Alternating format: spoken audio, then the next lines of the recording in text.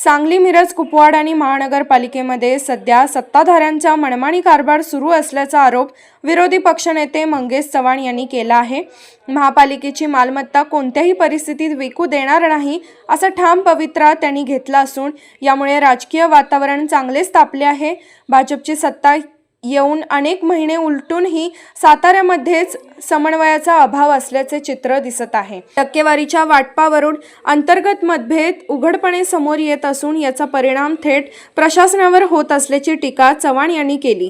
वरिष्ठ पातळीवरूनही दुर्लक्ष होत असल्याचे त्यांनी नमूद केले आहे।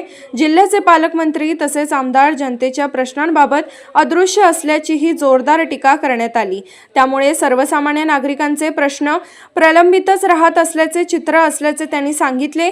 दरम्यान विरोधी पक्षनेते मंगेश चव्हाण यांनी सातत्याने सर्वसामान्यांच्या प्रश्नांना वाचा फोडत सत्ताधाऱ्यांना धारेवर धरले आहे।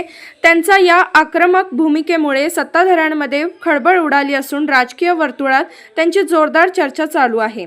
सामान्य जनतेतूनही मंगेश चव्हाण यांच्या भूमिकेचे कौतुक होत असल्याचे दिसून येत आहे। प्रतिनिधी राजेंद्र शिंदे, जी न्यूज।